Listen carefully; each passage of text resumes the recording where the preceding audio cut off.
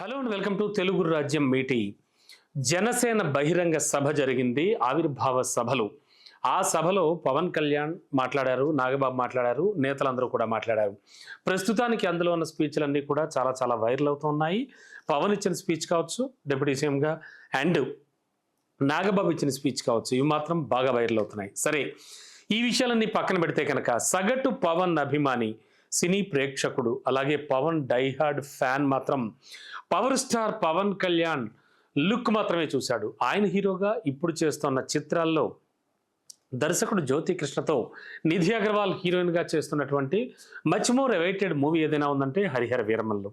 మరి దీని కోసం అందరూ ఎదురు చూస్తున్న సంగతి తెలిసిందే.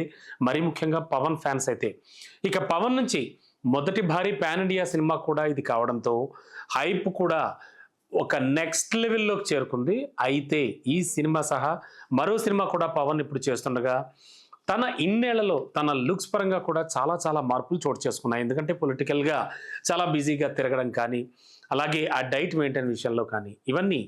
అయితే రీసెంట్గా కూడా కుంభమేళాకి వెళ్ళినప్పుడు పవన్ కళ్యాణ్ ఆయన లుక్, ఆ ఫొటోస్, ఆ పిక్స్ అన్నీ కూడా పవన్ బాగా లావ్ అయినట్టుగా క్లియర్ కట్గానే కనిపించాయి. అయితే తాజాగా మాత్రం పవన్ తన బహిరంగ సభలో కొంచెం స్లిమ్ లుక్లో కనిపించి అందరినీ ఆశ్చర్యపరిచారని చెప్పచ్చు. తన సగటు అభిమాని అదే కోరుకున్నాడు, పవన్ ఒక స్టైలిష్ లుక్లో ఉన్నారు అని. అయితే పార్టీ మీటింగ్కి సంబంధించి ఈ సభలో పవన్ చాలా అంటే జా లైన్ కానీ, అంటే తను చూస్తే సైడ్ నుంచి కానీ, అలాగే బాడీ ఫిట్నెస్ విషయంలో కానీ మునపట్ల కనిపించలేదు ఆయన.